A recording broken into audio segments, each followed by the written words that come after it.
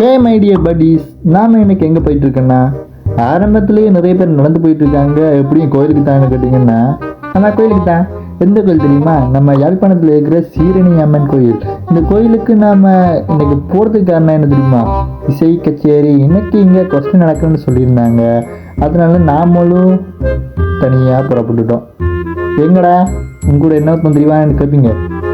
அவன் வரலைன்னா என் கூட வரல, கொஞ்சம் லேட்டாக தான் வந்தான். அதை விட எதுக்காக இப்போ வாய்ஸ் ஓவர் கொடுத்துட்டு இருக்கேன்னு கேட்டிங்கன்னா, அந்த வீடியோவில் இருந்த சவுண்டு குவாலிட்டி அவனால நல்லாவே இல்லைங்க.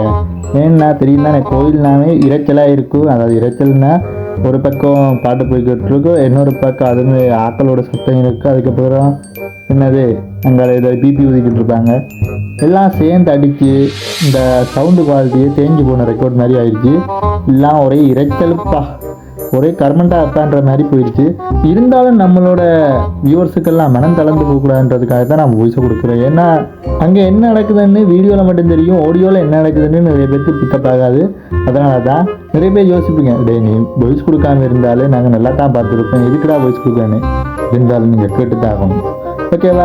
இப்போ ஃபஸ்ட்டு பார்க்கும்போதுனா இந்த கோயிலில் டெக்கரேஷன் பண்ணியிருந்தாங்க. சொல்லப்போனால் சத்தியமாக தரமாக இருந்துச்சுங்க. இந்த கேமராவில் காட்ட முடியாமல் இருந்துச்சு. அந்த குவாலிட்டிக்கு ஏற்ற மாதிரி நேரில் பார்க்க உண்மையாக தரமாக இருந்துச்சு. சொல்லப்போனால் ரொம்ப நாள் கழித்து இந்த பிளாக் வீடியோக்காகவே இந்த கோயிலுக்கு போனேன்.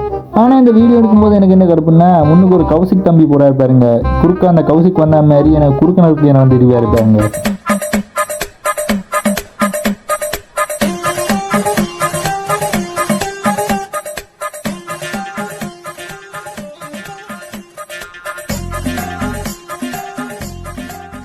என்னை வச்சு ஒன்னும் காமெடி பண்ணல.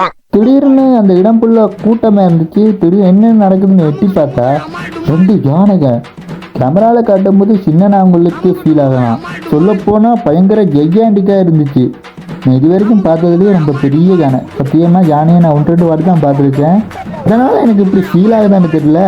ஆனால் அந்த யானைக்கு மேலே ஒருத்தர் இருக்கிறாரு பாருங்க ரைட் சைடில், அந்தால ஜூம் பண்ணி பார்த்தாலே உங்களுக்கு தெரியும் அவ்வளோ பெருசாக அந்த யானை இருக்குன்னு. சொல்லப்போனால் அந்த யானைக்கு மேலே இருக்காருல்ல, அவரை எனக்கு பக்கத்தில் விட்டா அவரை பார்த்தா யானை மேலே இருக்கும். இப்போ யோசிச்சு பாருங்க, அந்த பெரிய உருப்படி அந்த யானைக்கு மேலே எவ்வளோ சின்னனா தெரியுதுன்னு. அவ்வளோ பிரம்மாண்டமாக இருந்துச்சு. சரி கிட்டத்தான் யானையை போய் பார்ப்போம்னு போய் பார்த்தா யானை அந்த பக்கம் திரும்பிடுச்சு. அது வரைக்கும் அங்கால பக்கம் தான் பார்த்துட்டு இருந்தேன். கிட்ட போய் வீடியோ ஒன்றா இருக்கிறேன், அந்த பக்கம் திரும்பிடுச்சு. என் மேலே அவ்வளோ வெக்கமாக இருக்குது என்ன பார்க்கும்போது. அப்புறம் அந்த 2வது யானை மேலே ஏறுறதுக்கு நிறைய பேர் ரொம்பவே ட்ரை பண்ணிக்கிட்டு இருந்தாங்க, வாய்க்கலை. அதுக்கு முன்னாடி என்ன ஒன்று சொல்லி ஆகணும், அந்த யானையை நான் தொட்டு பார்த்தேன் தெரியுமா? இந்த யானையை தொட்டு போகும்போது பயங்கர தடிப்பாக இருந்துச்சு இந்த உடம்பு. இருந்தாலும் கொஞ்சம் பயமாக இருந்துச்சு. ஒருக்கா தொட்டு பார்த்துட்டீங்க ஓடி வந்துட்டு அது வீடியோ எடுக்கலான்னு நினைச்சேன், மறந்துட்டேன். இந்த அடுத்த வாட்டி நான் வீடியோ எடுக்கிறதுக்கு கிட்ட கொண்டு போனேன். அங்கே பார்த்து யானை ஒட்டக்கால தூக்கி ஒரு ஷேப்பில் நின்றுச்சு. அப்போ அந்த பாகன் அந்த யானையை ஓட்டிகிட்டு வரல, அந்த ஆள் சொல்லிட்டு, தம்பி இங்கேருந்து போயிடு, அதை எப்படி இருக்கா விட்டுச்சு நீ செத்து போயிடுவேன்ற. ஏன்னா அந்த போஸை நிற்கும் போது அதுக்கு பதில் போகக்கூடாதான். நல்ல வேலை ஒரு வீடியோக்காண்டி உயிரையே விட்டுருப்பேன். அந்த நேரத்தில் எனக்கு என்ன ஒரு திங்கிங் வந்துச்சு, என்ன தெரியுமா?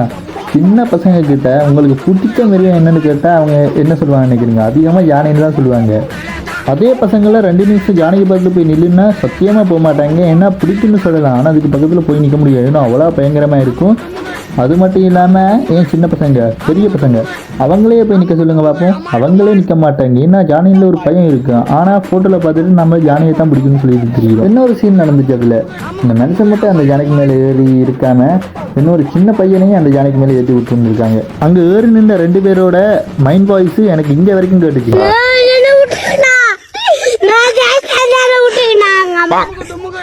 ஒரு வழியாக அந்த இடத்த விட்டு யானையை நகர்த்திட்டாங்க.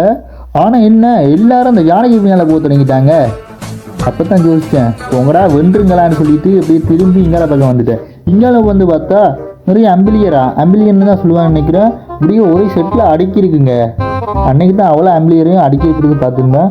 ஒரு கோயிலில் 2-3 இருக்கிறது கூட நான் பார்த்துருக்குறேன். ஆனால் இங்கிட்டு இருந்தது நான் இது வரைக்கும் பார்த்ததே இல்லை. சத்தியமாக சொல்கிறேன், பார்த்ததே இல்லை. சரின்னு அங்கால பக்கம் திரும்பி பார்த்தா அங்கால தான் கோயிலை இருக்குது.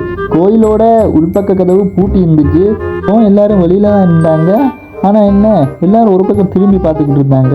இதுக்குதான் எல்லாரும் திரும்பி பார்க்குறாங்க. நானும் திரும்பி பார்த்தா எகைன் அந்த யானை தான் ஸ்லோவான மிருகம்னு சொல்லி போட்டா. ஆனால் திடீர்னு அங்கே திரும்பி இங்கே திரும்பறதுக்குள்ள இங்கே வரைக்கும் வந்துருச்சு. அதோட 2 பேர் தான் அந்த யானைக்கு மேலே இருந்தாங்க. இப்போ 3 பேர் இருந்தாங்கன்னு நான் பார்க்கல. அந்த யானையை அவங்க கஷ்டப்படுத்திக்கிட்டு இருக்காங்க. ஏன் தெரியுமா? உங்களுக்கு சயின்டிஃபிக்காக ஒன்று சொல்கிறேன் பாருங்க. ஒரு எலிஃபென்ட், அதாவது ஒரு யானை, ஒரு கவ், அதாவது ஒரு மாடு, யானை பிரம்மாண்டமான சைஸ்ல இருக்கலாம். நிறைய பேர் யோசிப்பாங்க பிரம்மாண்டமான சைஸ்ல இருக்கிறதால இதால எவ்வளவு பேரமும் தூக்க முடியும். ஆனா அதுதான் இல்ல. உண்மையை சொல்ல போனா யானையோட முள்ளந்தாண்டு எலும்பு இருக்குல்ல, அது ரொம்ப ரொம்ப பலவீனமா இருக்கு. நீங்க நினைக்கிறத விட பலவீனம். இப்போ இந்த 3 பேர் இருக்காங்கல்ல, இது யானைக்கு வலிச்சிருக்காங்க கேட்டீங்கன்னா சத்தியமா வலிச்சிருக்கும். ஆனா அந்த ட்ரைனிங்கின் படி அது இருக்குது. உங்களுக்கு ஒரு வலி ஏற்பட்டா கொஞ்சம் தாங்கிப்பீங்கல்ல, அந்த மாதிரி தான் நினைச்சுக்கோங்க. அடுத்த முறை ஒருத்தன் யானைக்கு மேலே போறான்னா நீங்க ஒண்ணு மட்டும் யோசிச்சு வச்சிருங்க, இவன் யானைக்கு கஷ்டத்தை கொடுத்துட்டு இருக்கான்னு. இதெல்லாம் விட்டு தெரியுங்க. அது என்னத்துக்கா எல்லாரும் ரைட் சைடை திரும்பி பார்த்துக்கிட்டு இருக்காங்கன்னு நானும் கொஞ்சம் திரும்பி பார்த்தா அங்கதாப்பா அந்த இசைக்கச்சேரியோட மேடையே இருந்துச்சு. ஆனா இதுல தான் எனக்கு காண்டாச்சு. இந்தியா இசை கச்சேரின்னு சொல்லி போட்டு இவங்க படுத்தின இம்சை இருக்கே, 2 பேர் இருந்தாங்கல்ல மேலே, அவங்க 2 பேரையும் வச்சு பீப்பி ஊதிக்கிட்டு இருக்காங்க. எனக்கு இந்த காண்டுக்கு அப்படி வலிக்கிட்டு இங்கால வந்துட்டேன். இந்த பாட்டெல்லாம் கேட்டால் எனக்கு மண்டைக்கேறின்னு தான் எங்காலேயே வந்தேன். சரி, கோயிலுக்கு வர்றது நம்ம இதுக்காக ஐஸ்கிரீமுக்காகவும் அந்த கச்சானுக்காகவும் அந்த டாய்ஸுக்காக தானே. ஸோ அதை வாங்கி நான் புறப்பட்டுட்டேன்.